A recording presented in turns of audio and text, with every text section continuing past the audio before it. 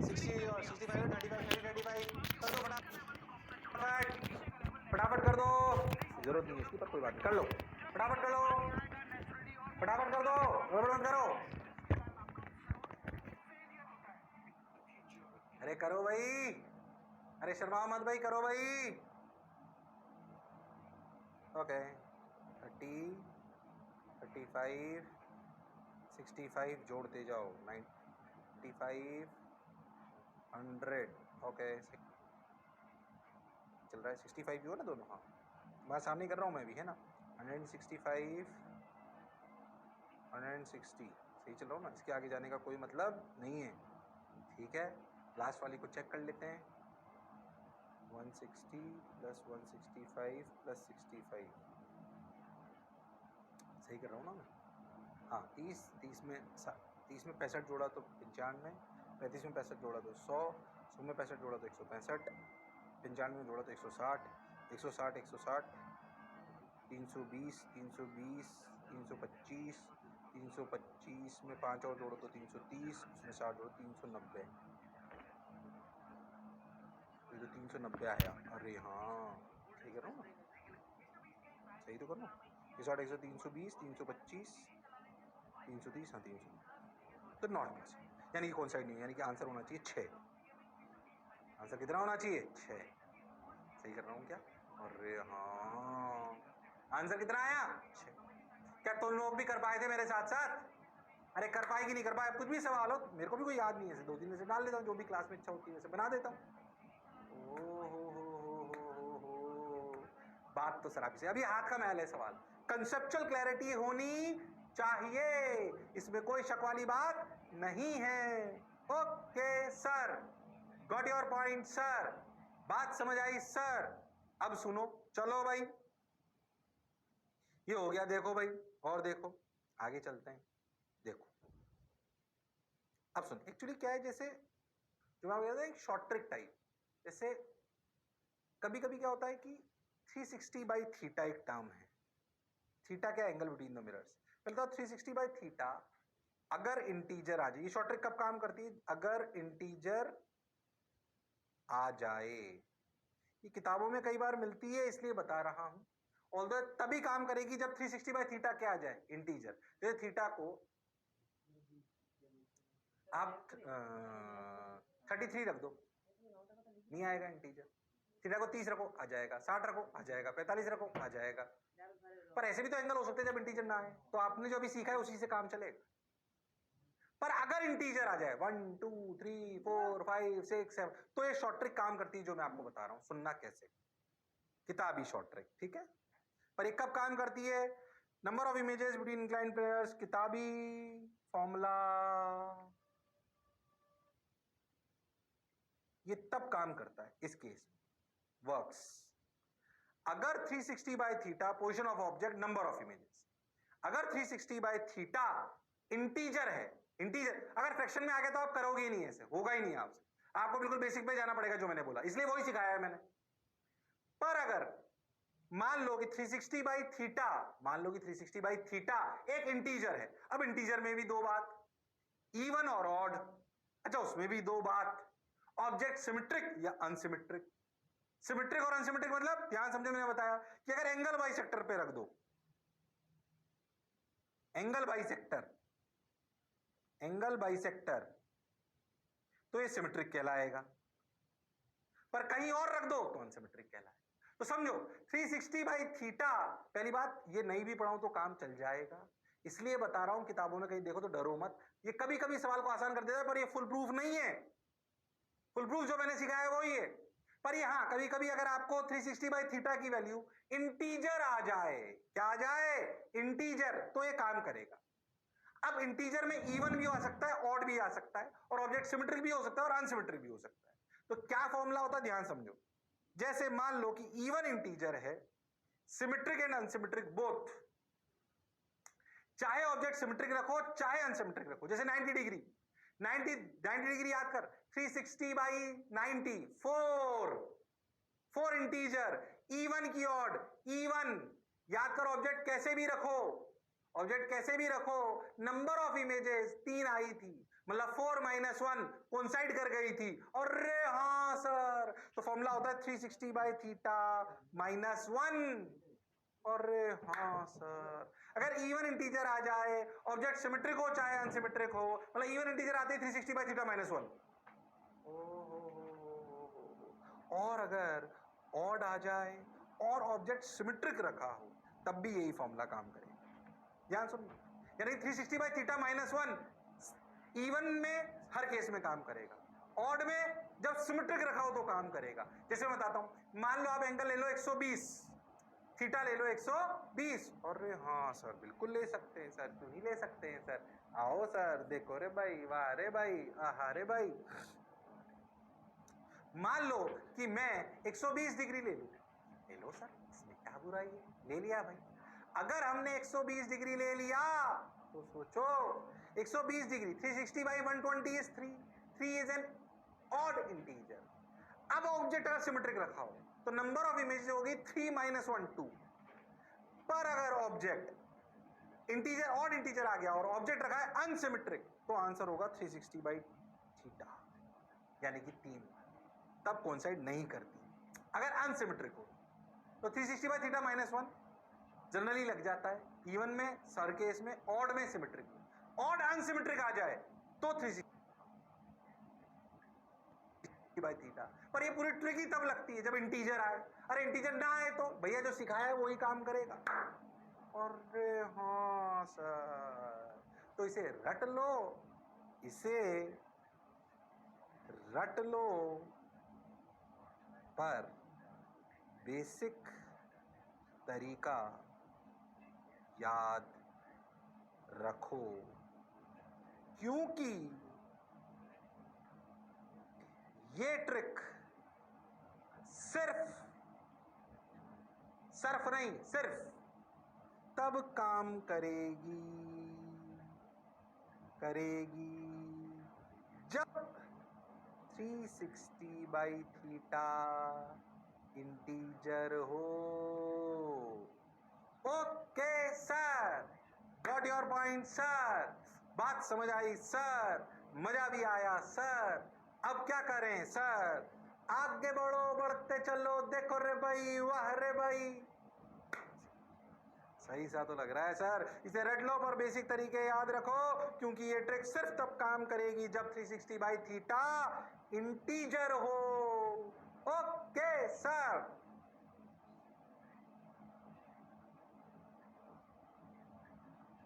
बात समझ आई सर, अब क्या करें सर। ओके ओके ओके, अच्छा लग रहा है, बढ़िया लग रहा है, कोई दिक्कत नहीं है। बाकी तो बेसिक तो मैंने आपको सिखाई दिया। अगर कभी भी ये नहीं लगे तो अपने को बेसिक तो आता ही, अपने को करना क्या है, टक टक टक टक टक टक, कोइंसाइड करा नहीं करा, फुल प्रूफ। और थोड़ा ये करना है तो कर लो। जैसे मान लो मैं आपसे बोलूँ ऐसे, ये एक्चुअली तब ज़्यादा काम करती है, एंगल छोटा छोटा ले लो तो थोड़ी उसमें तकलीफ आ सकती है, जो अपना पुराना मेथड। मान लो एंगल 10 डिग्री, अरे हाँ, और मान लो एक एंगल 6 डिग्री, एक एंगल 4 डिग्री है। अब आप अपने मेथड से करोगे ना बेसिक वाले से, तो बहुत देर तक लिखते रहना पड़ेगा। बोलो क्या आंसर है, 10 डिग्री, 6 डिग्री, 4 डिग्री, बोलो, अरे बोलो, अरे बोलो, क्या आंसर है, नंबर ऑफ इमेज कितनी है, तुम बता सकते हो, शॉर्ट ट्रिक से बताना है। नंबर ऑफ इमेजेस कितनी है, बोलो। 360/10 0। अरे हाँ, इवन इंटीजर कोई फर्क नहीं पड़ता, सिमेट्रिक अनसिमेट्रिक, आंसर होगा 36 - 1 35। और हाँ सर, तो आपको देख, पहले मैंने पूरी फील कराई 90 डिग्री पे रे गिरा कर, फिर मैंने आपको सर्कल कॉन्सेप्ट बताया, अरे हाँ सर, फिर मैंने आपको उसको पूरा एक शॉर्ट ट्रिक क्रॉस करके दिखाया, अरे हाँ, फिर उसका भी एक स्पेशल केस कि अगर 360/थीटा इंटीजर आ जाए वो भी सिखाया। ये पूरी कहानी अपने को जैसे मुझे याद है कंसेप्ट। अगर इस पे सवाल आया, तुम्हारा गलत नहीं हो सकता अगर तुमने मेरी बात ध्यान से सुनी, कुछ है ही नहीं उसमें। अरे हाँ सर, नंबर ऑफ इमेजेस की कहानी समझ तो आई है सर, सही भी लग रही है सर, मजा भी आ रहा है सर, बोलो क्लियर है क्या? अरे सोच लो। हाँ, इतनी बात होती है प्लेन मिरर, कई जगह तो वैसे प्लेन मिरर 2-3 पेज में खत्म कर देते हैं बस। हाँ, बुक्स में प्लेन मिरर अपने आप में बड़ा टॉपिक है, कितनी सारी चीजें होती है उसमें, देखो। होती तो है, सब वही तो पढ़ा रहा हूँ, कुछ भी लॉजिकल नहीं है, कुछ भी आउट ऑफ सिलेबस नहीं है, फील आनी चाहिए। बोलो क्लियर? अरे सोच लो, अरे पक्का, yes sir, got your point sir, बात समझ आई सर, वाह वाह सर। अब क्या ये कहानी पूरी क्लियर है? क्या ये एग्जाम्पल भी अपने को क्लियर हो गया? क्या यहां तक कहानी एकदम क्लियर है? अरे सोच लो। ओके, आगे चलो। देखो, ये थोड़ा सा है ना मैथमेटिकल टाइप चीज है, मतलब रट लो ना बस इसको, फॉर्मूला रट लो थोड़ा सा, मतलब रट लो। मैं बोलूँगा अभी, पहले चलो मैं प्रूफ करा देता हूँ तुमको, हालांकि बहुत ज़्यादा जरूरत नहीं। कभी कभी क्या होता है कि ये ना आपको ए कैप क्या है, ध्यान से सुनो।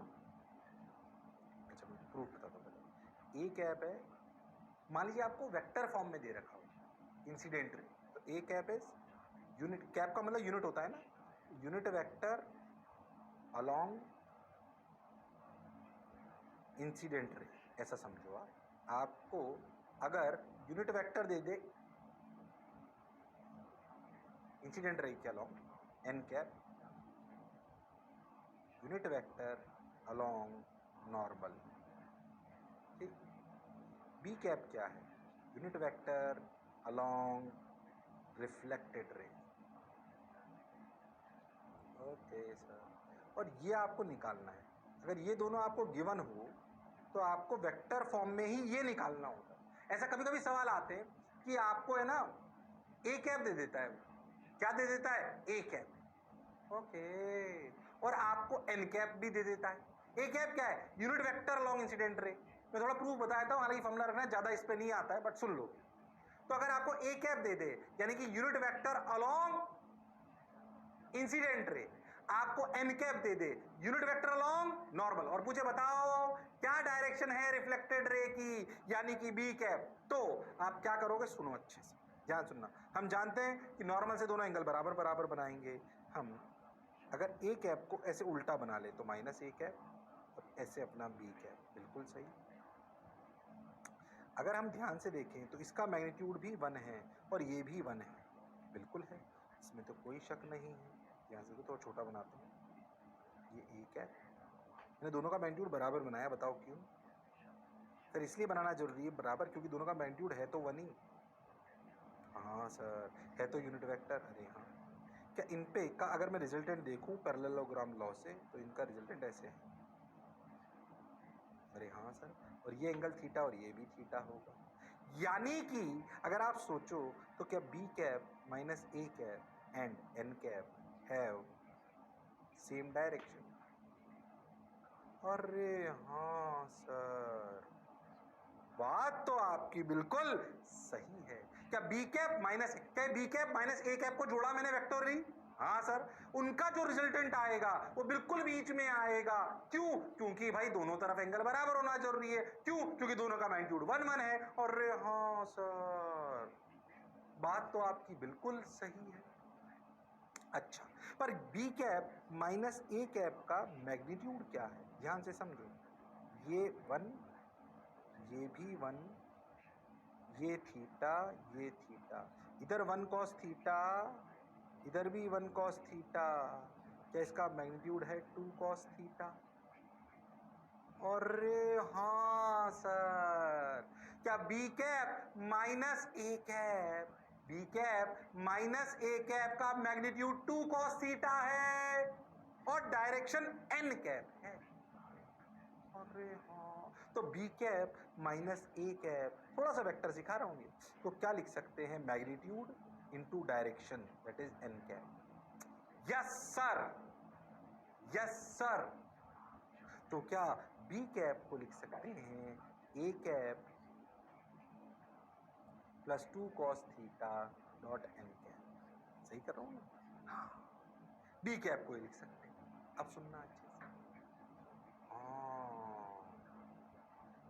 हमें तो ए कैप और एन कैप की टर्म्स में आंसर लाना था, ये cos थीटा तो एक्स्ट्रा आ गया। अब सुन, सिर्फ इनको देख, ये ऐसे माइनस ए कैप और ये ऐसे एन कैप, इन दोनों के बीच एंगल थीटा है। अरे हाँ, दोनों का डॉट प्रोडक्ट लो तो minus A cap dot N cap is magnitude of minus A cap that is 1, N cap का 1 इंटू कॉस थीटा। अरे हाँ सर, तो क्या cos theta is nothing but minus A cap dot N cap? Yes sir, so the formula is B cap बराबर A cap minus 2 A cap dot N cap into N cap. रट लो, proof तो feel के लिए बताया है, बाकी formula याद होना चाहिए विद ऑल द कंडीशंस कि बी कैप बराबर A cap minus 2 times A cap dot N cap into N cap. Oh my God, बात तो सर आपकी बिल्कुल सही है, जोरदार है, मजेदार है। अरे बोलो भाई, अरे सोच लो, अरे गारंटीड। बात तो सर आप बिल्कुल सही कह रहे हैं, समझ भी आ रहा है। बोला आया क्या? अरे सोच लो, अरे पक्की बात, तो रट लो, इसको रट लो। बी कैप बराबर A cap minus 2 A cap dot N cap into N cap. बता दो चलो फटाफट, अरे बता दो भाई।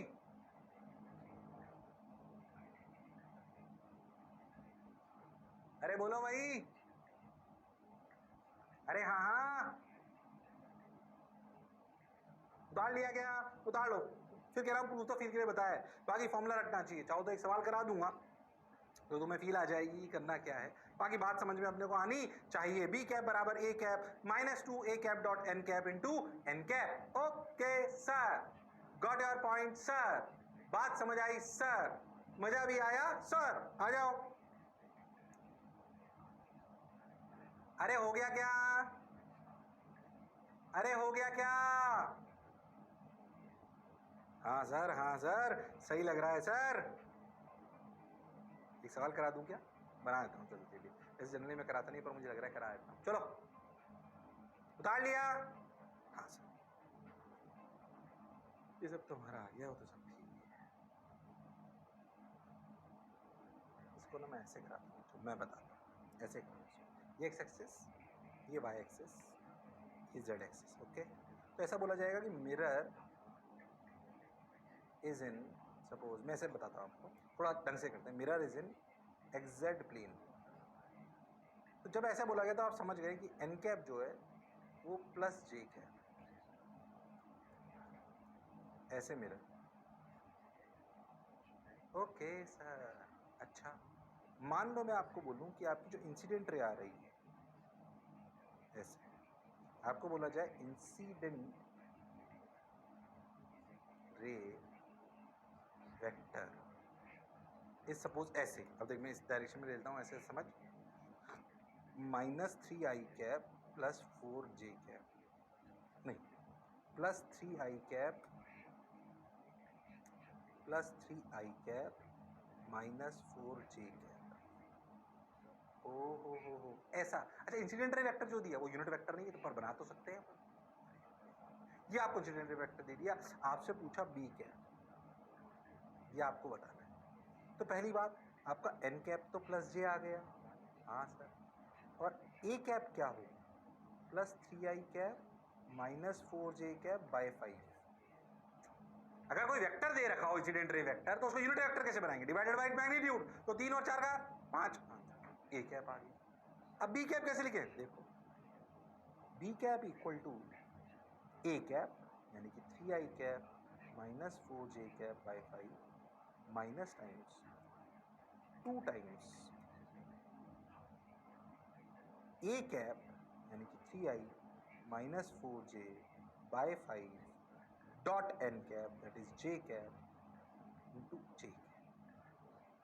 अरे हाँ sir, 3 I minus 4 J dot J, तो 3 बाय 5 आई तो है ही नहीं, डॉट लेंगे तो क्या बच जाएगा? देखो 3 आई माइनस 4 जे बाय 5, देखना गड़बड़ नहीं करूँ, माइनस आई वाली टर्म गायब, 4 2 जा 8 प्लस 8 बाय 5 जे कैप। अरे हाँ सर, अब देख, माइनस 4 प्लस 8 इज प्लस, तो 3 आई प्लस 4 जे बाई 5, यानी कि ऐसे। अरे हाँ सर, मतलब जो पढ़ा जो समझा बिल्कुल सही है। देख फील के साथ सही आ रहा है बिल्कुल। अरे आ रहा है कि नहीं आ रहा? हाँ सर। अगर कभी आपसे वेक्टर फॉर्म भी इधर उधर करा ले तो हमें फॉर्मूला याद होना चाहिए। कौन सा? बी कैप बराबर A cap minus 2 times A cap dot N cap into N cap. हाँ, हम डायरेक्ट वेक्टर फॉर्म में भी लिख सकते हैं, हालांकि इस पे सवाल कम आते हैं, पर अगर आ जाए तो मैं कर सकता हूं। वो हुनर, वो काबिलियत, वो इंसानियत हम में है। अरे हाँ की ना? बोलो क्लियर है क्या? अब देखो चालू अपन कहां से हुए? हो wave, mechanical, non mechanical, transverse, electromagnetic wave, उसका वो हिस्सा जो दिखाई देता है वो लाइट कहलाता है, उसकी स्टडी को ऑप्टिक्स कहते हैं। उसमें 2 chapter geometrical optics, wave optics. Geometrical optics तब पढ़ते हैं जब डायमेंशन बड़े हों वेवलेंथ के कंपैरिजन में। ज्योमेट्रिकल ऑप्टिक्स में ऑब्जेक्ट क्यों दिखाई देते हैं बातें करी। उसके 2 हिस्से, रिफ्लेक्शन और रिफ्रैक्शन। रिफ्लेक्शन में पहला हिस्सा प्लेन मिरर में location of image, field of view, minimum length position क्या होनी चाहिए, पोजीशन लेंथ पता हो तो क्या दिखेगा। और ये हाँ, एंगल ऑफ डेविएशन 2 थीटा याद करो, रोटेशन ऑफ मिरर। और हाँ सर, उसमें भी एक 2 थीटा वाली बात आई थी। और हाँ, उसके बाद ओमेगा वाले सवाल कराए। उसके बाद मैंने आपको 2 पैरेलल मिरर ले लो तो इनफाइनाइट इमेजेस बनेंगी, पहले की, दूसरी वाली, दूसरी की, तीसरी वाली, पूरी कहानी अपन कर सकते हैं। फिर इंक्लाइन प्लेन मिरर लिया, उसमें भी क्रॉस क्रॉस वाली शॉर्ट ट्रिक बताई, इंटीजर वाली शॉर्ट ट्रिक बताई, और आखिरी में ये क्या, ये वेक्टर फॉर्मूला। इतनी कहानी प्लेन मिरर की याद होनी चाहिए। अब अपन रिफ्लेक्शन का दूसरा हिस्सा चालू करेंगे, जिसे अपन कहते हैं क्या? जिसे अपन कहते हैं स्फेरिकल मिरर। अरे क्या कहते हैं? Spherical mirror. क्या रिफ्लेक्शन के लॉ स्फेरिकल मिरर में भी वैलिड होंगे? हाँ, ये पहले भी बोला था कि लॉ सिर्फ प्लेन मिरर के लिए नहीं, वो सब जगह होंगे रिफ्लेक्शन के लॉ। तो एंगल आई बराबर angle R, incident ray normal and the reflected ray lie in the same plane. अब अपन दूसरे सेक्शन में आ रहे हैं, क्या? Spherical mirror. बढ़िया, धीरे धीरे पढ़ेंगे। क्यों? एक बात बता दूं, स्फेरिकल मिरर अगर आ गया तो 80% लेंस कंप्लीट हो गया अपने आप। जैसे फॉर्मूले यहाँ आएंगे बिल्कुल वैसे ही वहां पे आएंगे, जैसे उन्हें यहाँ लगाएंगे वैसे ही वहां पे भी लगेंगे। दोबारा पढ़ाएंगे, परेशान मत हो, पर 80% वो कंप्लीट स्फेरिकल मिरर में ही हो जाएगा। लेंस जो कि इसका सबसे आखिरी सेगमेंट है। ओ माय गॉड सर, बात तो आपकी बिल्कुल सही है सर। तो अब अपन रिफ्लेक्शन का दूसरा पहलू, दूसरे हिस्से को चालू करते हैं। क्या? Spherical mirror. Oh my God, आइए स्फेरिकल मिरर पे चर्चा चालू करते हैं। मान लीजिए, ये बहुत बेसिक बात, थोड़ी रफ्तार में बोल रहा हूं, ध्यान सुनना। 10th पास हो अगर सब लोग तो ये करना जानते हो। मान लीजिए ग्लास का गोला ले लो, ओके, उसके हिस्से को तोड़ो, ओके तोड़ा, और इसके पीछे सिल्वरिंग कर दो, ये सिल्वरिंग, ठीक। ओहो, तो क्या ये वाली साइड, इनर साइड रिफ्लेक्टिंग हो गई? हाँ, अरे हाँ, हो बिल्कुल सही। ये क्या कहलाता है? Concave mirror. अरे क्या कहलाता है? Concave mirror. अगर एक ग्लास के गोले से एक हिस्सा काटो, उसकी आउटर सरफेस को सिल्वर्ड कर दो तो इनर सरफेस रिफ्लेक्टिंग हो जाएगी, तो कहलाएगा कॉनकेव मिरर। अगर ये है कॉनकेव तो ये क्या है? अरे ये क्या है? कॉन्वेक्स। नहीं, ये भी कॉनकेव है। अरे हाँ सर, इसमें भी तो इनर सरफेस रिफ्लेक्टिंग है। ऐसे की बजाय ऐसे रख दो तो कॉनकेव का कॉन्वेक्स थोड़ी हो जाएगा। ऐसे थोड़ी होता है कि ऐसे रखने में कॉनकेव, ऐसे रखने में कॉन्वेक्स। नहीं, अगर इनर साइड रिफ्लेक्टिंग है तो वो कहलाएगा कॉनकेव। और अगर काटो, अरे हाँ, और अगर काटो, ये ऐसे बता रखा, और इधर वाली सरफेस को कर दो क्या? सिल्वरिंग। मतलब आउटर सरफेस को कर दो रिफ्लेक्टिंग, और हाँ, तो वो क्या कहलाएगा? Convex mirror. क्या कहलाएगा? Convex mirror. ओ हो। क्या मेरी बात क्लियर है? अरे सोच लो। हाँ सर, सही लग रहा है सर, अच्छा लग रहा है सर, मजा आ रहा है सर। ठीक है भाई, बोलो क्लियर है क्या? अरे सोच लो। तो कॉनकेव कॉन्वेक्स मिरर जानते हो क्या तुम? अगर अपने स्फेरिकल गोले, स्फेरिकल मिरर तो स्फेरिकल तो लेना ही है। स्फेरिकल अपने ग्लास का एक वो लिया, उसको काटा, उसकी आउटर सरफेस को अगर सिल्वरिंग कर दी, मतलब ऐसा केमिकल लगाया कि अंदर वाली साइड रिफ्लेक्टिंग हो गई तो कॉनकेव, और अगर आउटर वाली हो गई तो कॉन्वेक्स। ये कॉनकेव कॉन्वेक्स मिरर होते हैं, हिंदी में अवतल और उत्तल दर्पण। Okay sir, got your point sir. बात समझ आई सर? वाह वाह सर, समझ गए सर? सही लग रहा है सर? मजा आ रहा है सर? आगे चलो, लो भाई। ऐसे मिरर जिसकी आउटर साइड रिफ्लेक्टिंग हो उसे कॉन्वेक्स मिरर कहते हैं, ऐसे मिरर जिसकी इनर साइड रिफ्लेक्टिंग हो उसे कॉनकेव मिरर कहते हैं। सिंपल सी कहानी, चाहो तो उतार लो, नहीं उतारो चलेगा, क्योंकि तुम्हें ये पता है पहले से। और मैं सब कुछ पढ़ाऊंगा, कुछ नहीं छोड़ूंगा। अब आज का लेक्चर बहुत बेसिक ही चलने वाला है, ध्यान से सुने बस। ठीक सर, समझ गए एकदम? तो 10वीं पढ़ाता वही आएगा, पर मास्टर छोड़ेगा कुछ नहीं, क्योंकि तुम्हारा कोई भरोसा नहीं है। सर भरोसा तो आपका भी नहीं है। चलो आ जाओ, अब सुने। जब भी अपन कोई सिंपल सी बात, एक गोला लें, जैसे मान लीजिए अपन ने मिरर लिया, ये मिरर रहा अपना, इस मिरर से एक सर्कल बनेगा, बिल्कुल उस सर्कल का जो सेंटर होगा वो क्या कहलाएगा? Centre of curvature. जिस स्फीयर से इसे काटते हैं उस स्फीयर के सेंटर को सेंटर ऑफ कर्वेचर कहते हैं। फिर से सुन, और उसी सेंटर के रेडियस को, उसी सर्कल के रेडियस को क्या कहते हैं? Radius of curvature. यहीं पे लिख लो। जिस गोले से मिरर को काटते हैं उस गोले के सेंटर को सेंटर ऑफ कर्वेचर कहते हैं, उस गोले के, उस स्फीयर के रेडियस को रेडियस ऑफ कर्वेचर कहते हैं। बहुत बेसिक सी बात, उतार लो। कॉनकेव मिरर में जानता हूँ, कॉन्वेक्स मिरर में जानता हूँ, रेडियस ऑफ कर्वेचर में जानता हूँ, सेंटर ऑफ कर्वेचर में जानता हूँ। ये तुम पहले से जानते हो, सिर्फ दोबारा रिवाइज करा रहा हूँ। उतार लो, उतार लो, शर्माओ मत, जिसने की शर्म उसका है नंबर कम।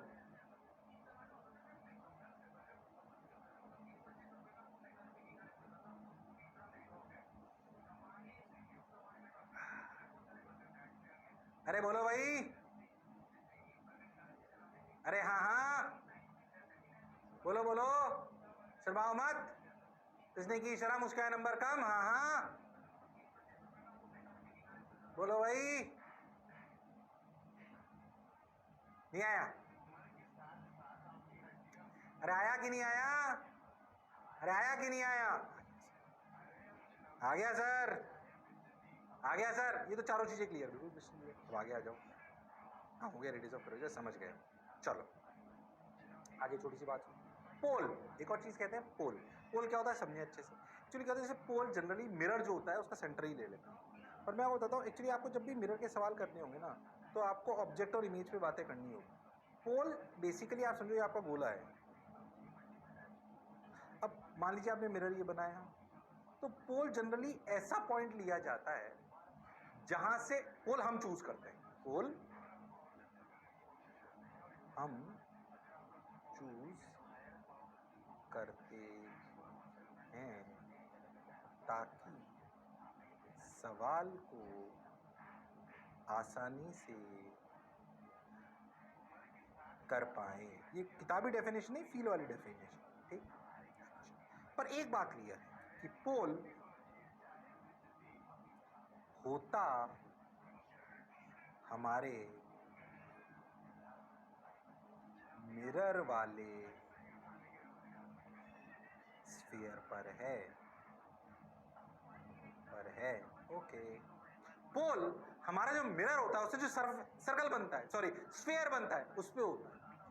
अच्छा ऐसे होता है कि ऐसे लेना चाहिए पोल, कि जहां से ऑब्जेक्ट और इमेज, जैसे मान लो ये मिरर है और ऑब्जेक्ट यहां पर है, तो जाहिर सी बात है ऑब्जेक्ट की दूरी यहां से नापने की बजाय अपन को एक सिमेट्रिक लाइन खींचे। अरे हाँ सर, ऐसी जगह पोल लेना चाहिए जहां से ऑब्जेक्ट और इमेज को नापना मेजर करना आसान हो। ओके सर, जनरली ये point middle of the mirror होता है, पर सोचो अगर मैं मिरर को आधा काट लूं और ऑब्जेक्ट यहां हो और इमेज यहां हो, तो मैं कोई जरूरी नहीं है कि पोल यहां लूं मिडिल ऑफ द मिरर। थोड़ा सा मिरर अच्छे से नहीं मिल रहा है, ध्यान से देखो, ये अपना मिरर है, ये और रे हाँ सर, अब ऐसे आधा मिरर हो तो कोई जरूरी नहीं कि आप पोल यहां लो। पोल ऐसी जगह लेना चाहिए जहां से ऑब्जेक्ट और इमेज को नापना आसान हो। तो देखो यहां से तो पोल यहां भी ले सकते, बट अमूमन पोल पोल पूरे गोले पर एक ऐसा पॉइंट है जहां से ऑब्जेक्ट और इमेज को नापना आसान है। जनरली आसान पॉइंट मिरर का मिडिल पॉइंट होता है, पर ऐसा हो ही सही ये जरूरी नहीं है। So pole is a point chosen by us in such a way that it is convenient to measure object and image distances from the mirror. Yes or no? Generally ये point middle of the mirror होता है, middle of the mirror से convenient होता है, पर ऐसा हो ही सही ऐसा जरूरी नहीं है। तो पोल क्या है बोलो, क्लियर है क्या? हाँ सर। कॉनकेव मिरर क्या है? हाँ जानते हैं। कॉन्वेक्स मिरर क्या है? हाँ जानते हैं सर, बिल्कुल अच्छे से जानते हैं, कंफर्म क्लियर है। सेंटर ऑफ कर्वेचर जानते हैं, रेडियस ऑफ कर्वेचर जानते हैं, पोल जानते हैं। हो सर, बात तो समझ आई सर, मजा भी आ रहा है सर। अब क्या करें, बढ़ते चलो। देखो रे भाई, वाह रे भाई, पोल पूरे गोले पर एक ऐसा पॉइंट है जहां से ऑब्जेक्ट और इमेज को नापना आसान हो। समझ आ गया सर? अच्छा लग रहा है सर। लो भाई आगे चलो, हो गया तो समझ आ गया हमें। Principal axis, centre of curve जानते हो? हाँ जानते हैं। अब सेंटर ऑफ कर्वे पोल किसने चूज करा? हमने। तो उस चुने हुए पोल से सेंटर ऑफ कर्वेचर को जो लाइन ज्वाइन करेगी वो कहलाएगी प्रिंसिपल एक्सिस। हो क्या कहलाएगी? Principal axis. हो बात तो सर आपकी बिल्कुल सही है। So line joining centre of curvature and pole is known as principal axis. उसके लिए पहले पोल मानना चाहिए। पोल कहां मानना चाहिए सर? पोल वहां मानना चाहिए जहां से ऑब्जेक्ट और इमेज को नापना आसान हो, जहां से ऑब्जेक्ट और इमेज को नापना आसान हो, पोल वहां मानना चाहिए। तो मान लिया सर, और उस पोल से सेंटर ऑफ कर्वेचर जो कि उस पूरे स्फीयर के गोले का सेंटर है वो कहलाएगी principal axis. Principal axis, centre of curvature, pole, radius of curvature, concave mirror, convex mirror. समझ आ गया? क्रिस्टल क्लियर सर, अच्छा लगा सर। अभी वैसा कुछ चालू नहीं हुआ, टर्मिनोलॉजी समझा रहा हूं अभी। तो क्या समझा रहा हूं? Terminology. Concave, convex, centre of curvature, radius of curvature, principal axis, pole. Clear sir? 100% sir, समझ आ रहा है सर, बहुत बढ़िया सर, वाह वाह सर, मजा आया सर। अब सुनो, आगे चलें? Okay okay sir. अब देखो, radius of aperture, radius of aperture, ये रेडियस ऑफ कर्वेचर से अलग होता है। मान लो आपने गोला काटा है, ये स्फीयर था पूरा, जिसे आपने ऐसे काटा, तो देख ऐसी शेप का बना दे। अरे हाँ, रेडियस ऑफ कर्वेचर ना,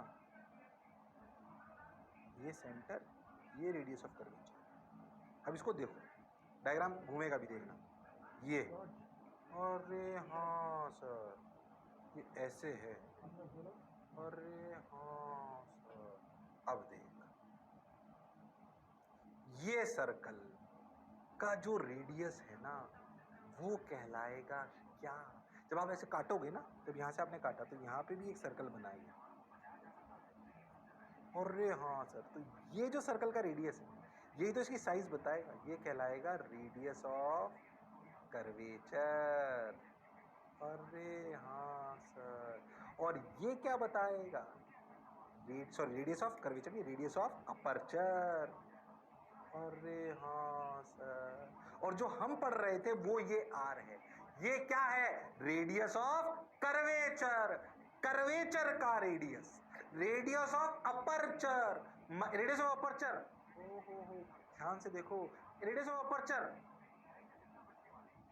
टेल्स यू अबाउट साइज। सोच के देख, जितना बड़ा रेडियस ऑफ अपर्चर होगा उतना मिरर बड़ा है, अरे हाँ सर, तो रेडियस ऑफ कर्वेचर क्या बताता है? मान ली तेरे से बोलूं कि रेडियस ऑफ कर्वेचर किसी मिरर का 10 सेंटीमीटर और किसी मिरर का रेडियस 20 सेंटीमीटर, क्या बताता है ये? रेडियस ऑफ अपर्चर साइज के बारे में बताता है, बिल्कुल सही बात है। तो रेडियस ऑफ कर्वेचर किस बारे में बताता है? किस बारे में बताता है रेडियस ऑफ कर्वेचर? अरे हाँ sir, radius of curvature 20 centimetre और 10 सेंटीमीटर के रेडियस ऑफ कर्वेचर से तू ये नहीं बता सकते हो तुम कि भाई कौन बड़ा है। बड़ा रेडियस ऑफ अपर्चर बताएगा। तो 20 और 10 क्या बता रहा है? कर्वनेस। कैसे? ध्यान से सुन, देख की आएगी भी, सुनना। Mirror A size of aperture 10 mm, radius देख। मान लो कंपेयर द साइज एंड कर्वीनेस। कर्वीनेस मतलब कर्व कैसा है, ज्यादा घुमावदार कम घुमावदार। मान लो दो मिरर है, रेडियस ऑफ अपर्चर 10 mm है और रेडियस ऑफ कर्वेचर 5 सेंटीमीटर, और एक का रेडियस ऑफ कर्वेचर 5 mm है। मतलब ये तो तय है कि मिरर ए बड़ा है और मिरर बी छोटा है, पर रेडियस ऑफ कर्वेचर एक का 5 एक का 10। ओके सर, अब देख फील करना। ओहो, आर ए का रेडियस 10 mm और रेडियस 5 सेंटीमीटर। अरे हाँ, अब देख इसका रेडियस ऑफ अपर्चर 5 mm और रेडियस ऑफ कर्वेचर 10। अरे हाँ, ये अनुपात है। तुम ध्यान से देखो तो जिसका रेडियस ऑफ अपर्चर बड़ा हुआ, if R A is greater than R B implies size of A is greater than B। अच्छा, अब देखो radius of B is greater than radius of A। This implies कि हिंदी भाषा में बताऊं कि जिसका radius of aperture so radius of curvature कम होगा, जैसे कि A का, वो ज्यादा मुड़ा हुआ होगा, कि A इज ज्यादा घूमा हुआ देन B। यानी कि A कुछ इस प्रकार का होगा और B कुछ कम curve. It tells you about the curviness. It tells you about the curviness. मान लो ये डेटा आपको दे रखा है, तो इस तरीके के डायग्राम इनके बनेंगे। Radius of curvature tells you about curviness, कितना घूमा हुआ है, कितना घूमा हुआ है। ओ हो। तो रेडियस ऑफ अपर्चर और रेडियस ऑफ कर्वेचर अंतर समझ में आना चाहिए, उनका लॉजिक क्लियर होना चाहिए। ओ हो। क्या क्या पढ़ लिया? Concave mirror, convex mirror, radius of curvature, centre of curvature, radius of aperture, pole, principal axis. एक और चीज बच गई, क्या? फोकस। फोकस पर फोकस करेंगे अगले टर्न पर। काम की बात है, ये सारी बातें आपको याद होनी चाहिए। तो अगले टर्न पे फोकस करेंगे, फिर मिरर्स फॉर्मूले को लाएंगे, सवाल करेंगे, और बार बार कह रहा हूं कि अगर स्फेरिकल मिरर खत्म तो 80% लेंस खत्म। इसलिए ध्यान से पढ़ेंगे, समझ के पढ़ेंगे। तो अगले टर्न पे फिर मिलते हैं इसी जोश और जुनून के साथ। तब तक लड़ते रहिए, पर पढ़ते रहिए, मास्टर की बात सुनते रहिए। See you, sayonara, take care, bye bye.